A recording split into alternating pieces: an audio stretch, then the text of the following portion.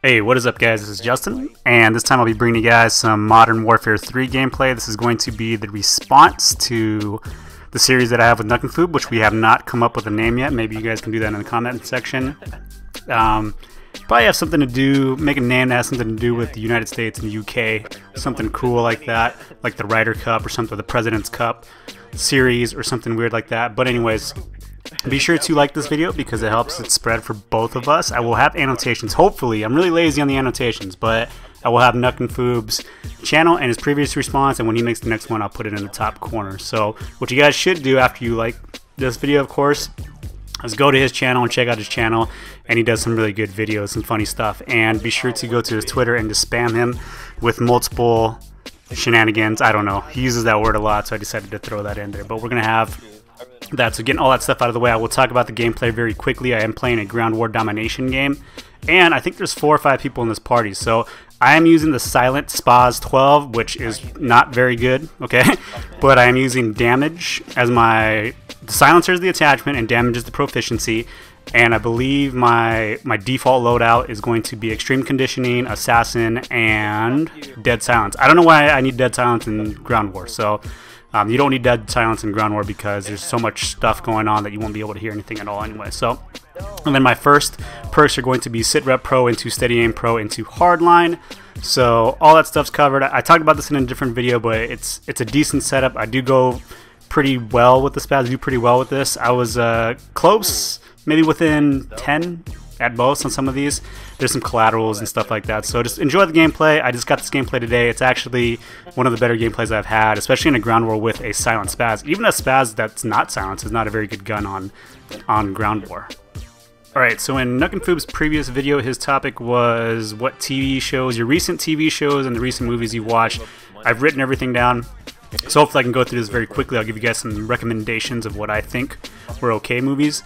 As far as TV goes, I don't watch too much TV. I have DirecTV. I don't know why, because I only watch The Walking Dead. The only show that I watch is The Walking Dead, and it's a pretty good show. So if you want to talk about Walking Dead, go ahead and do so in the comments. What do you guys think about it?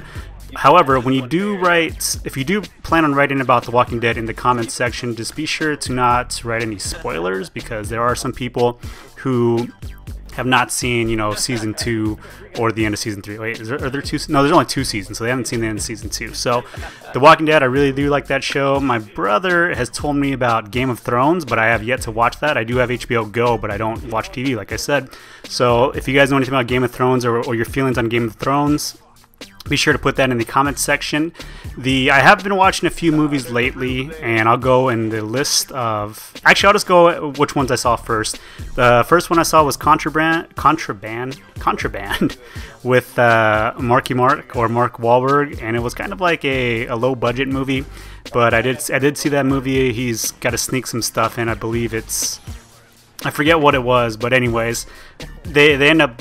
Whatever. I'm not going to spoil the movie, but Contraband was okay. It was worth the hour and a half of my life that I had to watch it. The other movie that I watched was called Man on Ledge, which is with Sam Worthington, who was also the voice of, I think, Woods, the guy in Black Ops, Call of Duty Black, the main guy. Was it Woods? Yeah, that's the main guy, right? He was the voice of the main guy. He's also in Avatar, but I didn't really care too much for that movie. I mean, they're both about the same, Contraband and Man on Ledge, but Contraband was a bit better, so I do like Contraband. You should check that out. Man on Ledge, if you're bored, you should check that out. And the last movie that I saw was called Machine Gun Preacher, and it's about this guy, this biker gang guy who turns and he's a born-again Christian. He goes to Sudan, and it talks a little bit about the Coney stuff. So this was a low-budget movie too. I actually enjoyed this movie. It has Gerard Butler, who is King Leonidas from 300. So if you guys enjoyed 300, he is the main guy in that. It's weird though, because I think in real life, I think Gerard Butler is Irish. He's either Irish or Welsh. I don't know what he is, but sometimes when he's yelling in this movie, he's supposed to be from the South, like southern, I think, Pennsylvania, or not, yeah, no, that's Midwest, from the Pennsylvania area, but sometimes when he yells and when he's acting, you can hear his accent in there. Here's a pretty good little run I get right here, and I'm just killing all these guys, so, but Machine Gun Preacher was good, so I would recommend watching Machine Gun Preacher because it was a pretty good movie.